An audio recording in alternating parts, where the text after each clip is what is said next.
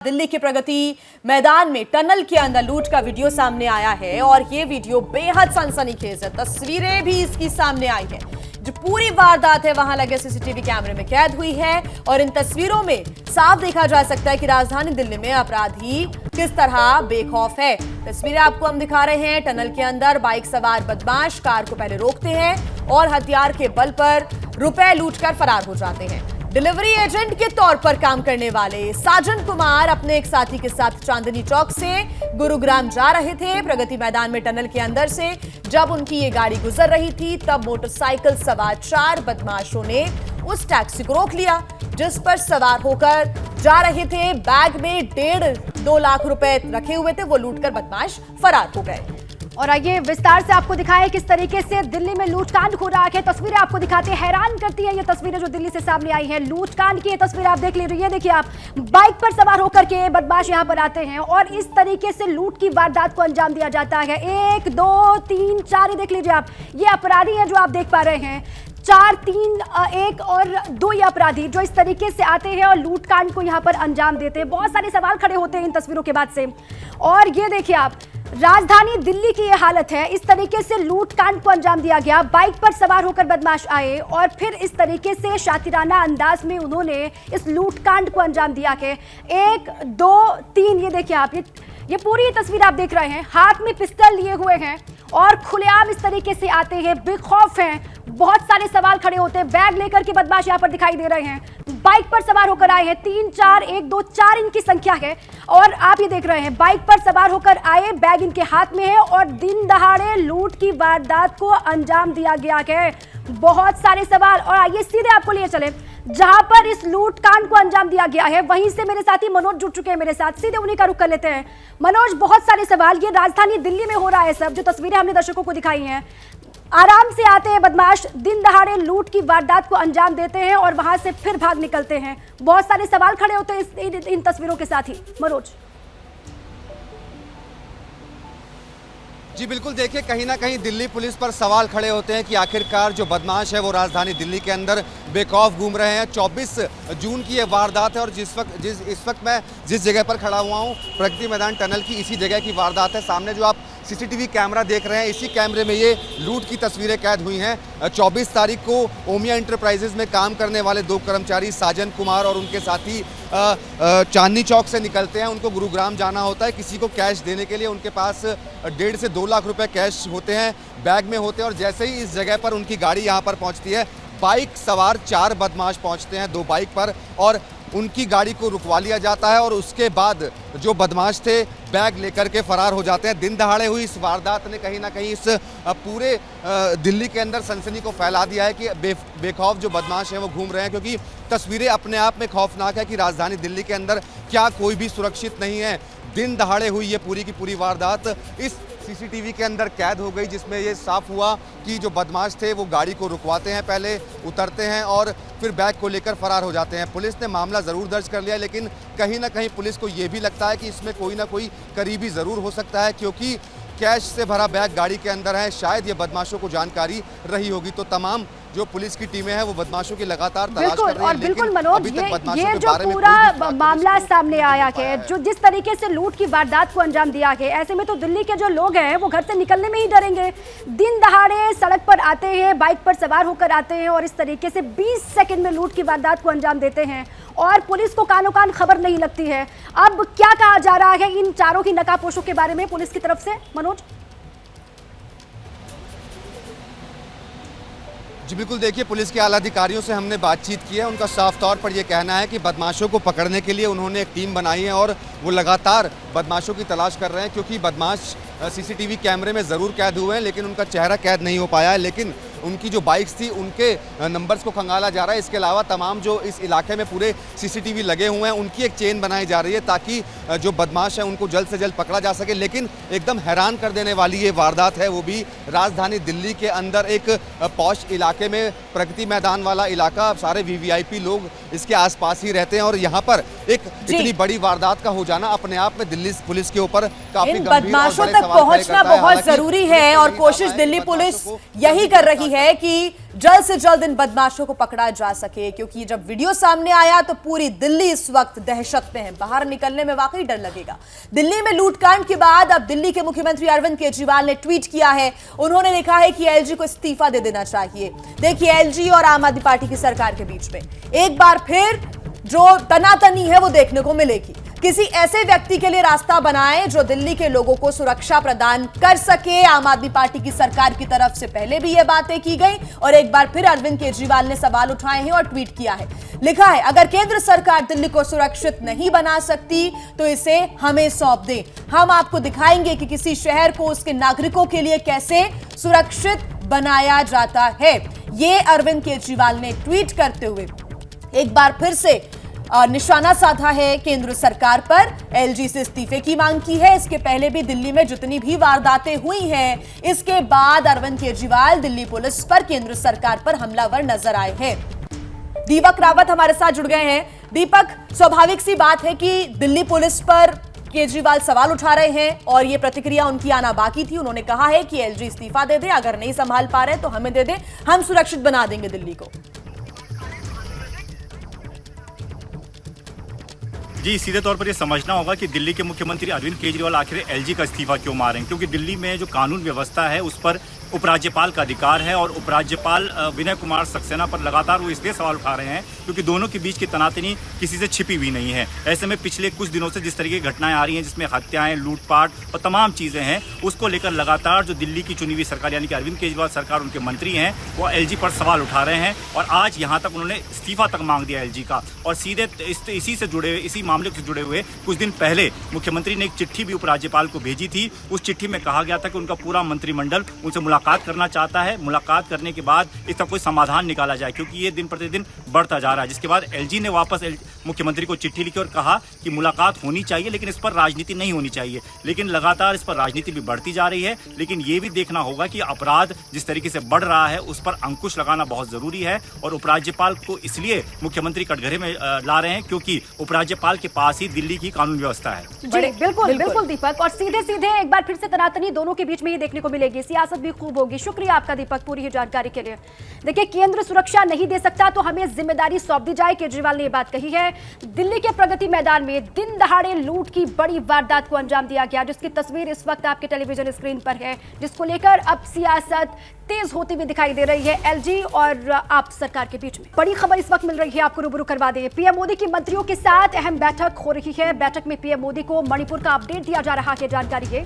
और पीएम के साथ मीटिंग में अमित शाह के अलावा हरदीप पुरी, निर्मला सीतारमण, भूपेंद्र यादव मौजूद हैं। पीएम मोदी, आप जानते हैं कि देर रात ही विदेश दौरे से वापस लौटे हैं और जब से वापस लौटे हैं लगातार बैठकों का दौर भी चल रहा है।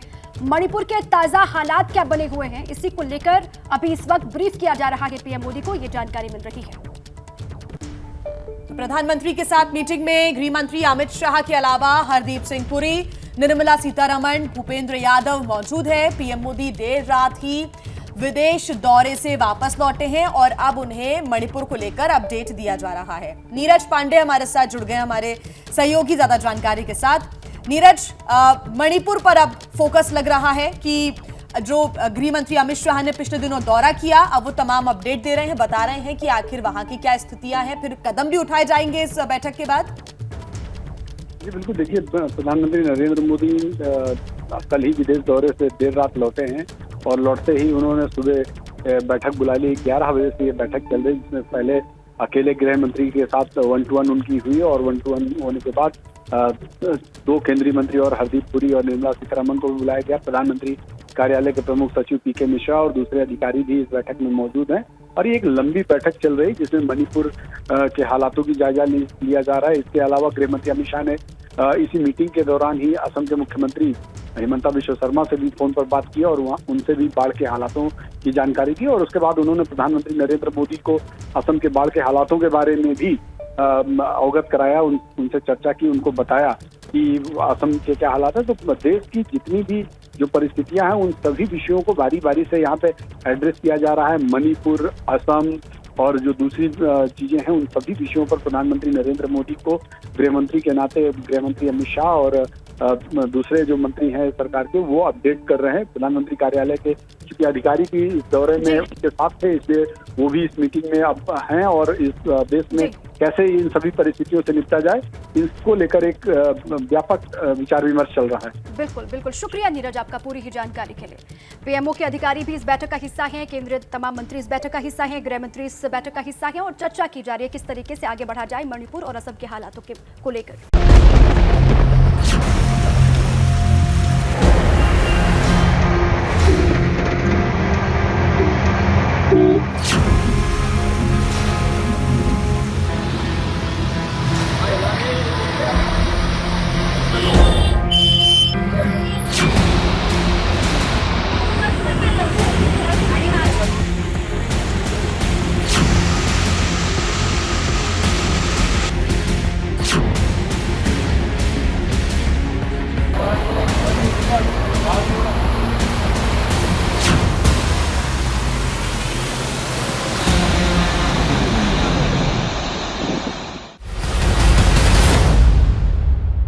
दिल्ली से लेकर मुंबई तक, हिमाचल से लेकर हरियाणा तक हर जगह मॉनसून ने दस्तक दे दी है।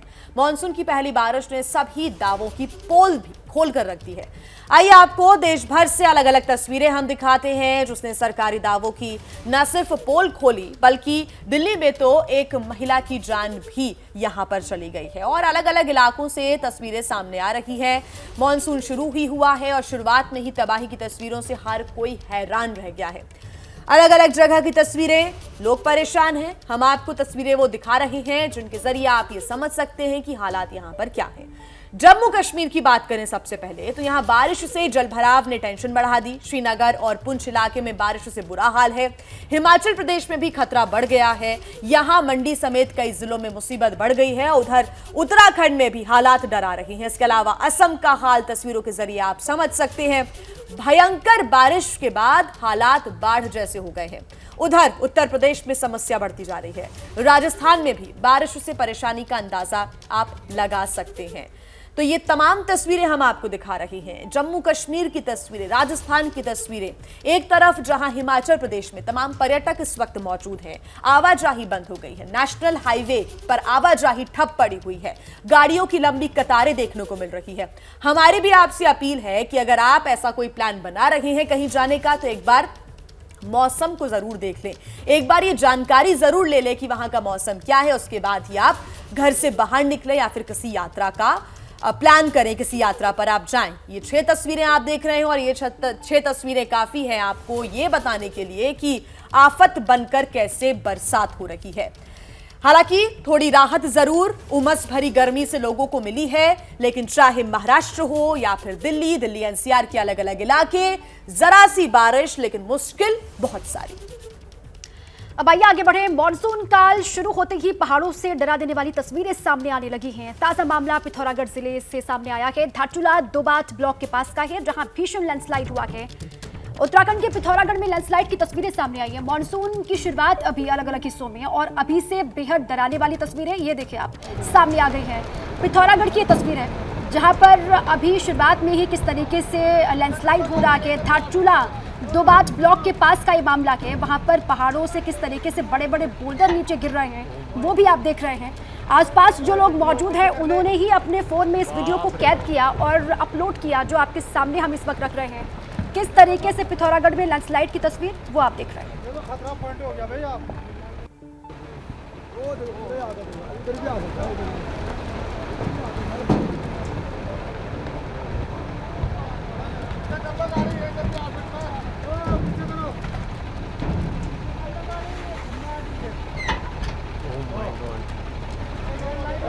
पीछे कर ले। बाप रे बाप,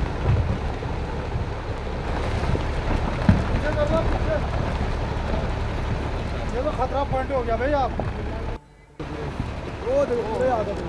तो ये तस्वीरें डरा देने वाली हैं। पहाड़ से लेकर मैदान तक हर जगह मॉनसून ने दस्तक दे दी है। मॉनसून की पहली बारिश ने सभी दावों की पोल खोलकर रख दी है। आपको दिखाते हैं देश भर से वो तस्वीरें जिसने सरकारी दावों की न सिर्फ पोल खोली बल्कि दिल्ली में तो एक महिला की जान तक चली गई।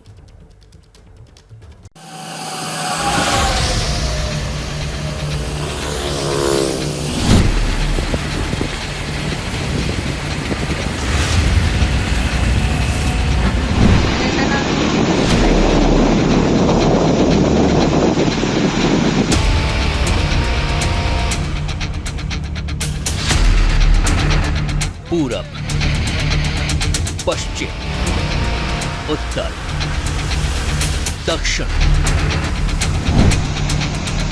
मॉनसून ने दस्तक दे दी है। जहां देखो वहां सिर्फ और सिर्फ जल भराव। मॉनसून की पहली बारिश ने देश के कई हिस्सों में प्रशासन की तैयारी, दावों, वादों की पोल खोल कर रख दी। बाढ़ बारिश की एक एक तस्वीर आपको दिखाएंगे, लेकिन उससे पहले देखिए वो खबर जिसने पूरे देश को हिला कर रख दिया। ये है देश की राजधानी का नई दिल्ली रेलवे स्टेशन। हर दिन लाखों लोग इस स्टेशन में आते हैं और अपने अपने गंतव्य के लिए ट्रेन पकड़ते हैं।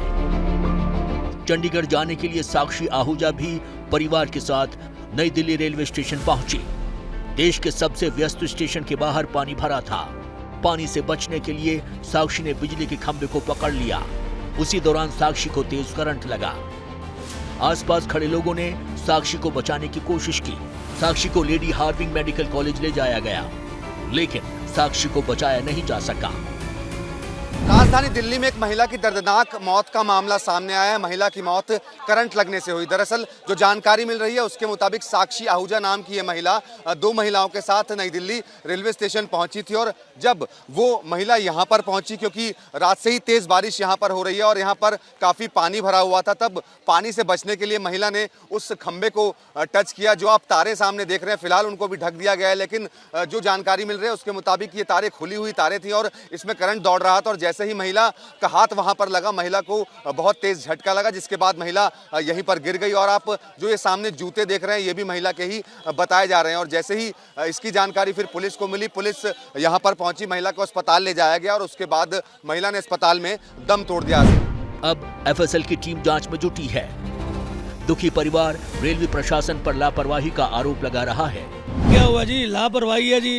ये जो दिल्ली सरकार है, इनको कोई नॉलेज, किसी के लिए कोई मतलब नहीं है। इन्हें अपना ही मतलब है और कुछ नहीं है। और अगर ये इतना बड़ा हादसे को अगर वो छोटी सी बात कहते हैं तो मैं नहीं समझता कि ये सरकार को यहाँ रहना चाहिए। ऐसे तो हादसे ऐसे रोज होते रहेंगे, फिर लोगों के घर उजड़ते रहेंगे, छोटे बच्चों की माएँ जाती रहेंगी। अब उस घर से पूछो ना जिनकी माँ चली गई, उसको बच्चों को कौन पालेगा? ऐसा मेरी बहन है, बाजी है मेरी, घूमने जा रहे हैं। इनकी लापरवाही गवर्नमेंट की, ऐसी की तारे बिखरी पड़ी है, पानी है कुछ, एकदम वो पैर रखा बेचारी वही गई है। शुक्र इस बात का है कि साक्षी के साथ उनके 2 बच्चे और माता पिता और भाई बहन भी थे।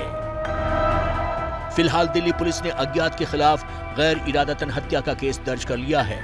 रेलवे इस मामले से पल्ला झाड़ती नजर आ रही है।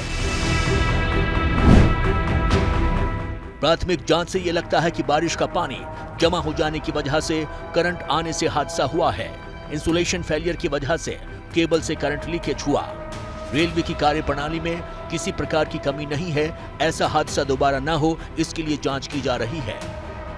मॉनसून की पहली बारिश में नई दिल्ली रेलवे स्टेशन जैसी जगह पर साक्षी की मौत ने कई सवाल खड़े कर दिए हैं और इन सवालों के जवाब मिलना जरूरी है।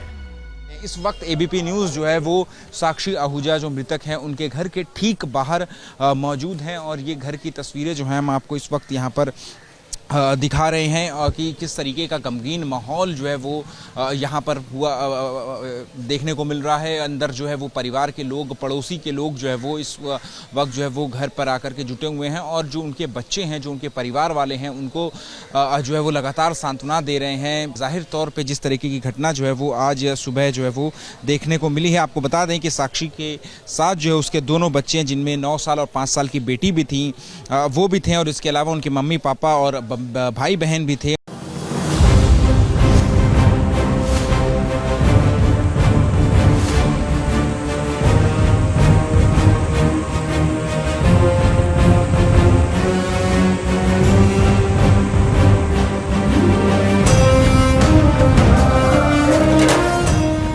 नई दिल्ली रेलवे स्टेशन से अब आपको दिल्ली के पॉश इलाके आरके पुरम लेकर चलते हैं।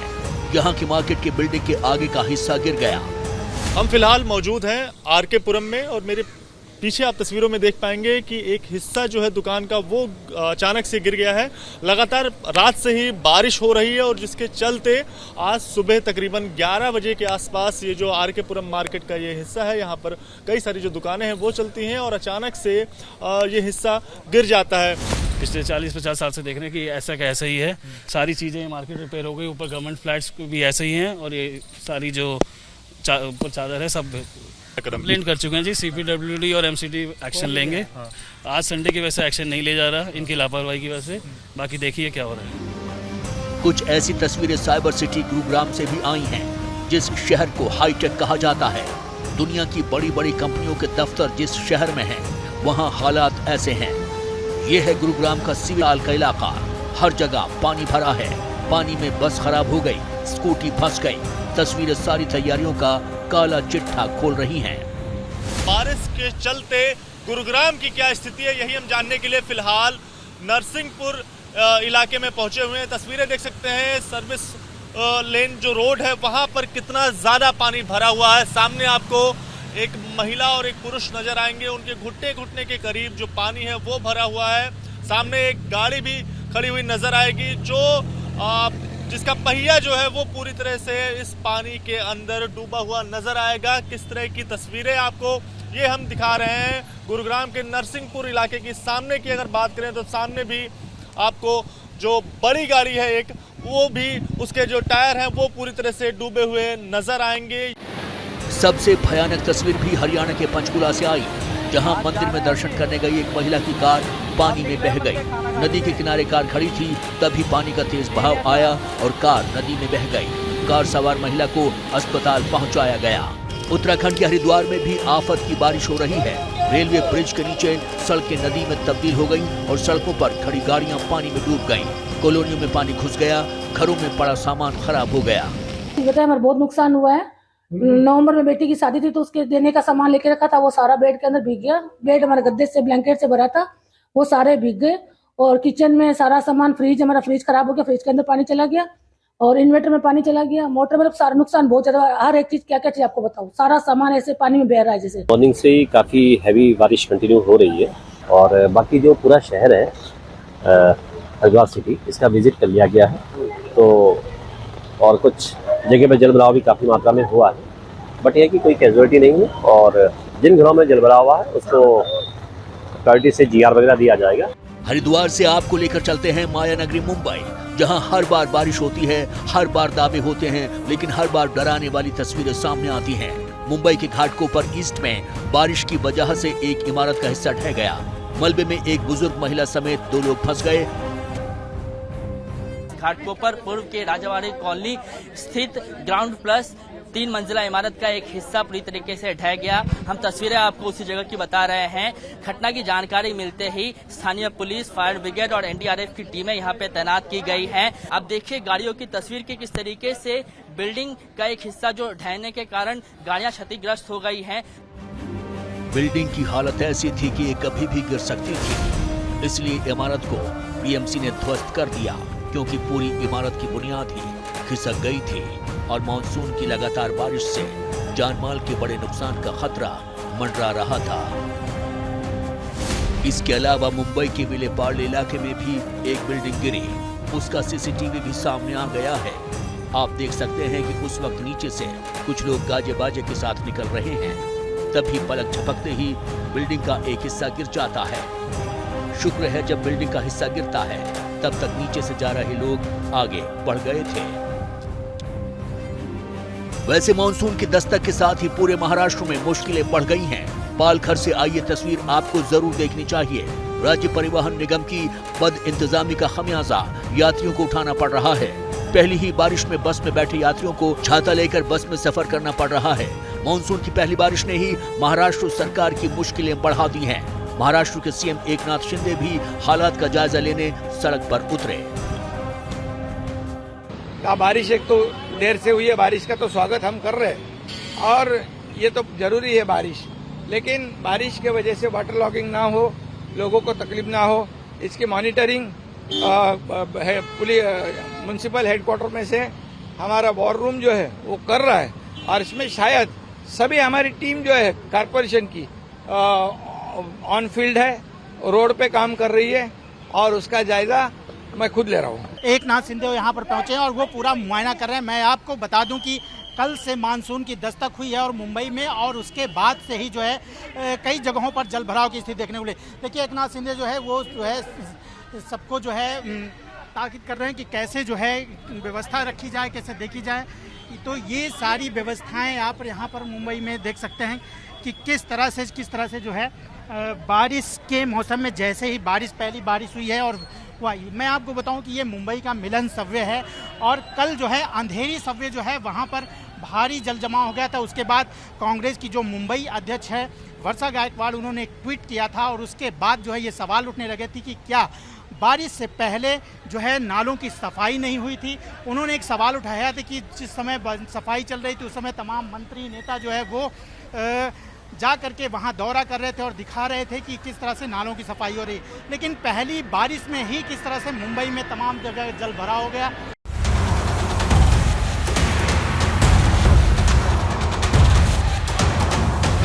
पहाड़ी राज्य हिमाचल प्रदेश के भी हालत खराब है। सैलानियों की पसंदीदा जगह कुल्लू में मूसलाधार बारिश की वजह से बाढ़ से कई वाहनों को नुकसान हुआ है।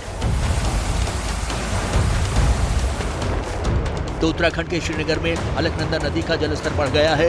श्रीनगर के बाजारों में पानी भर जाने से लोगों की मुश्किलें बढ़ती जा रही हैं। उत्तराखंड में भारी बारिश से प्रशासन सतर्क हो गया है। केदारनाथ यात्रा को भी रोक दिया गया है। मौसम साफ होने पर फिर से यात्रा शुरू होगी। इस मानसून में सबसे यही अपील है कि वो अपना और अपने परिवार का ख्याल रखें। दिल्ली में बढ़े बिजली के दाम, 200 यूनिट से ऊपर 8% का सरचार्ज। केंद्र के मिसमैनेजमेंट से दाम बढ़े हैं, ये आतिशी कह रही है। देश में कोयले के दाम बढ़ गए हैं। हालांकि दिल्ली की ऊर्जा मंत्री आतिशी ने यह भी कहा कि जिनका बिल जीरो आ रहा था उनका बिल जीरो ही आएगा, उनको टेंशन लेने की जरूरत नहीं है। लेकिन जिनका बिल 200 यूनिट से ऊपर है या बड़े उपभोक्ता हैं, उनको 8% का अतिरिक्त सरचार्ज देना होगा। दिल्ली में बढ़े हुए बिजली के बिल को लेकर, दाम को लेकर लगातार सियासत भी अब हो रही है। देखिए, सबसे पहली बात मैं दिल्ली के उपभोक्ताओं को बताना चाहूँगी कि दिल्ली के जिन जिन लोगों का ज़ीरो बिजली बिल आता है उनका ज़ीरो बिजली बिल आता रहेगा। चाहे ये सरचार्ज बढ़े, चाहे ये सरचार्ज घटे, ये उनकी सब्सिडी में शामिल है। लेकिन मैं दिल्ली के लोगों को और देश के लोगों को ये बताना चाहती हूँ कि आज अगर दिल्ली जैसे शहर में भी बिजली का दाम बढ़ रहा है तो ये सिर्फ और सिर्फ केंद्र सरकार की वजह से बढ़ रहा है। PPAC यानी पावर परचेज अग्रीमेंट कॉस्ट, जो 10 साल के लिए फिक्स होती है, लेकिन चाहे DERC हो या चाहे देश भर में कोई भी इलेक्ट्रिसिटी रेगुलेटरी कमीशन हो, वो हर कुछ महीने बाद इस पावर परचेज की कॉस्ट को असेस करती है और बिजली कंपनियों को उस हिसाब से 3 महीने के लिए सरचार्ज घटाना बढ़ाना अलाउ करती है। आज क्यों दाम बढ़ रहा है? इसलिए बढ़ रहा है क्योंकि केंद्र सरकार की मिसमैनेजमेंट की वजह से आज देश में कोयले का दाम महंगा हो गया है। तो वहीं दिल्ली में बिजली के दाम बढ़ाने पर बीजेपी केजरीवाल सरकार पर अब हमलावर है। बीजेपी नेता हरीश खुराना ने आरोप लगाया है कि बिजली कंपनी और केजरीवाल की मिलीभगत से दिल्ली में बिजली महंगी हो रही है। केजरीवाल जी जून 2022 के अंदर पावर परचेज एग्रीमेंट 16% आप दिल्ली की जनता से लेते थे, उसके बाद आपने इसको 22% कर दिया, वो आज तक 22% है। अब आपने 22% से उसको बढ़ाकर 29% कर दिया है। ये सीधा सीधा दिल्ली की जनता की गाड़ी कमाई से आप जो पैसा वसूल कर रहे हो उनके ऊपर सीधा सीधा हमला है। क्या कारण है आपकी और बिजली कंपनियों की जो मिली भगत है? आप तो अपने मैनिफेस्टो में कहते थे 2015 के अंदर कि हम इन बिजली कंपनियों को CAG ऑडिट कराएंगे। क्यों नहीं आप न्यायालय के अंदर गुहार लगा के वहां पे अपना एफिडेविट देते कि इन कंपनियों का ऑडिट होना चाहिए? आप नहीं करवाएंगे क्योंकि आपकी मिली भगत है। और दूसरा, आप जो सब्सिडी करते रहते हो कि हम सब्सिडी दे रहे हैं, आप तो सब्सिडी दिल्ली उन्हीं कंपनियों को दे रहे हो मिली भगत करके। क्या कारण है आप उसको जांच नहीं कराते हो? अगर आपने सब्सिडी देनी है दिल्ली की जनता को तो डायरेक्ट बेनिफिट ट्रांसफर के जरिए दे दीजिए। क्यों नहीं देते आप, ताकि डायरेक्ट कंज्यूमर को पैसा मिले? आप जो बिजली कंपनियों को दे रहे हैं ना, उसमें आपका कट भी है। मैं आपके ऊपर आरोप लगा रहा हूँ।